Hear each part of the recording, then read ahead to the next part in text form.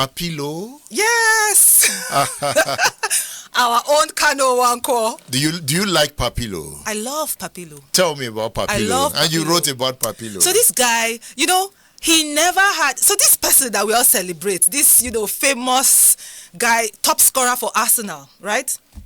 Was trained on the streets of Tetlo Street. People in Imo State, Owerri, when they hear that name, these were streets that were named after our former colonial lords.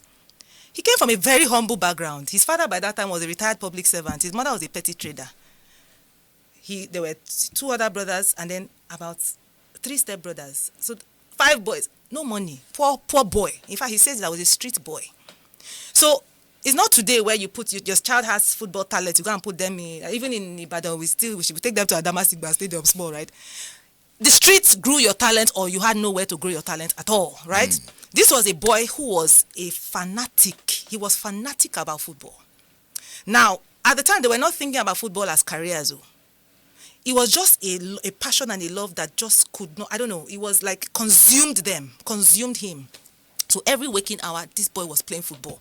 But he developed his skill, his technique, his prowess. They will use rubber. So improvisation, we think that, I say this because we need to recognize that as limited as our environments are, it can still produce talent. Whatever the limitation, it can produce geniuses.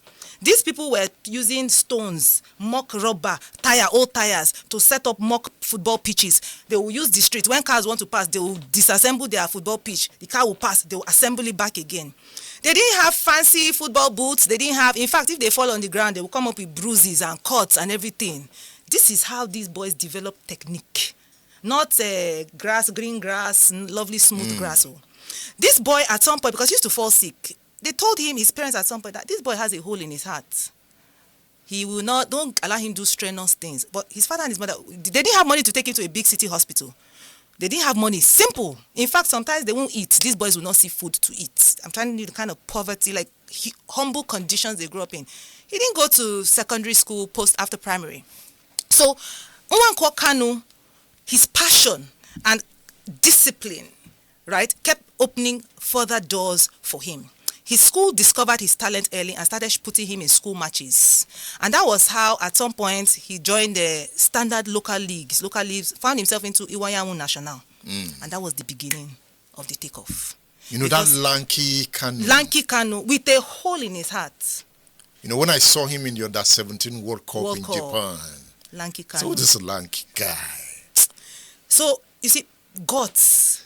And then if you read this book, the children I'm writing this for, when they read this book, because life is, you must prove, life will test you. You must prove yourself. For 3 years, this guy was benched. Everybody wrote him off. I'm fast forwarding now to later, his later career, international. He was already an international player. Do you know what it means for 3 years to be written off? So you are in the depths of depression because you want to believe in yourself, but everything your environment is telling you, no, your time don't pass. It's over. The minute you open any radio, any TV commentary, you are hearing, oh, he's a sensation of the past. Old time glory. Kanu is gone. Kanu is dead. Career dead. Oh, died before takeoff. Stillbirth. Oh, this, his glory days. Oh, it's good for him. He recorded the Olympics, get it. So for 3 years, but you still believe. I'm saying this because life will test you. And given the environment we live in, Nigeria in particular, Nigeria is a dream that is always, aborted. And a lot of people have given up. Those who will build Nigeria are those who will have staying power. It's like not Kanu. Yes, you see, this is a marathon. We thought his career was over. At some point when he joined Inter Milan, he bounced back. This was a guy coming from a heart surgery, repaired aortic valve in his heart. In fact, it took him over 6 months to be able to walk again. So even you yourself, you yourself as the individual, you've seen the fragility of your body. The man who believed in him, Arsene Wenger, who gave him a chance, right, had a history of working with players with injuries. So understood that in life, those who shine in life are those whose mind over matter, whose minds can subdue their bodies. That is, who present in this world a stubborn insistence that I will excel.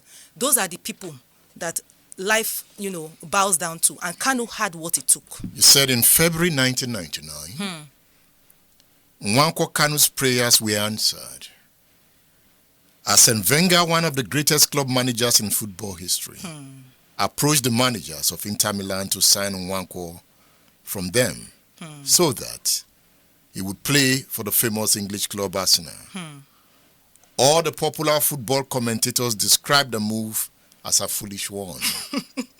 However, Arsene Wenger had watched Nwankwo's previous matches, both before and after his heart surgery, and was convinced that he remained an exceptionally brilliant player. To him, undergoing a heart surgery did not signal the end of Nwankwo's football career, as seemed to be the general sentiment in the media and among several football club managers. That means in life, we always need an Arsene Wenger. You do. But you see, you also must match the support of the Arsene Wengers with your winning spirit. The reason why Arsene Wenger could take a chance on Kanu was because Kanu did not leave the arena. Kanu could have resigned. 3 years is a long time in a footballer's life. Many people would have counseled him, leave this thing, go and start another this thing, go and start another. The guy stayed there. The power of conviction. Yes. Don't leave the arena, don't leave the game. Don't leave the game. You believe in yourself. Stay there. Help is coming. It also teaches us that life is a collaboration. Because that later, picture that emerged needed the collaboration of a Kanu with a winning streak and a Wenger who would take a chance on a player like that. So we need to find our collaborators. We can't do this journey alone. That's also been sometimes the error of people in the past. The ideologues, the Puritans, the reformers. It is a collaborative journey. You must find, like minds and be strategic. This manager of a famous English club, not a little leagues club, not a small trenches club, right, came calling for Kanu Nwankwo. Your bright spark is there. The silver lining is really there. But don't stop trafficating your light. Kanu. See the Olympics. I described the football, that in the semi-finals, the game with the game with Brazil. That was the semi-finals. The finals with Argentina. Yeah. 2 tough countries. But the game that just broke everybody's mind was the game with Brazil. That entry, extra time, that magic. Golden goal. That golden... No. Children must read this. No, you have to read these stories. They are so motivational and inspiring. You have to read these stories.